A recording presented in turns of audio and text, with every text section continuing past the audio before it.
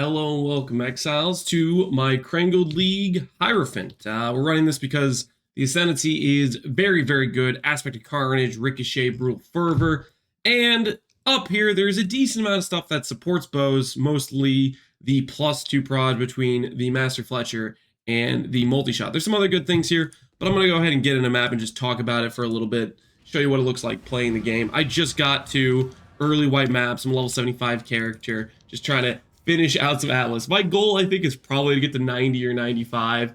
Krangled League kind of feels like, to me, how do I describe it? It feels similar to what it did last time, where you can get a couple good Ascendancy combinations, but then behind those Ascendancy combinations, even though you have some really OP stuff available to you, you just don't have the passive tree to support it. This is fairly decent in terms of passive tree in all things considered, but at the end of the day, I'm struggling to get life nodes. I'm struggling to get something like a suppress mastery to make it so I can invest in the suppress and go like lucky suppress. I'm struggling to be able to get any real defensive layers because the nodes are so spread out and scattered, and most of your travel passives are just kind of worthless.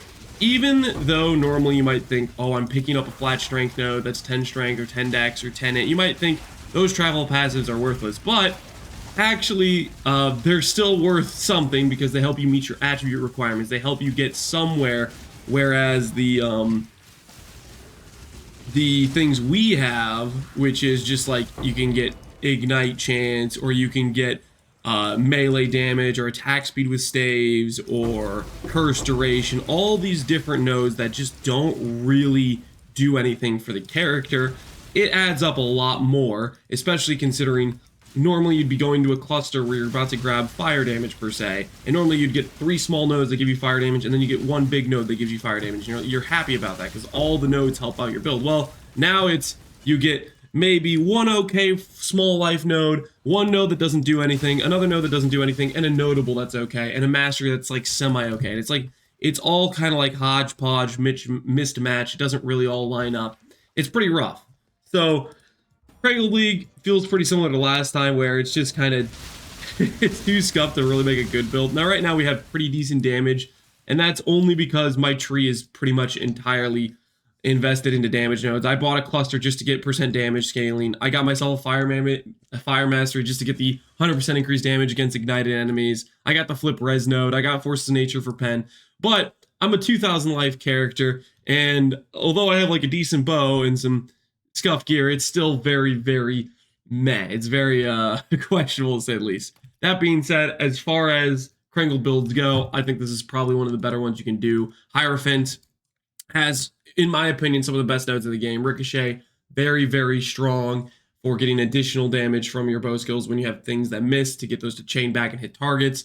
Aspect of Carnage, one of the best damage nodes in the game. It's pretty simple. You grab it, you get damage. Brutal Fervor, one of the nicest survival nodes. Having a combination of Ricochet, Brutal Fervor, and Aspect of Carnage, it actually opens up something interesting. A lot of times what you want to do with like an attack-based character is go for something like Calm Spirit and get a big amount of regen. And a lot of times the weakness of that build is you don't have really good sustain, and Brutal Fervor kind of solves that. So if I go for a Calm Spirit, I can have this really good rage sustain, and then I have Overleech for my life sustain, and I still feel like I have good sustain while having that Giga Berserk uptime and going fast and zoomy, and that's great. And the last note I'm probably going to pick up is probably going to be my Righteous Providence, and that will be when I drop Precise Technique and I start investing into crit. Right now I have Power Charge on crit on my Mana Forge setup, but I'm not even generating those because I can't deal critical strikes. It's just something I wanted to mentally set up so that way I was prepared for when it came time to do that. Oh my god.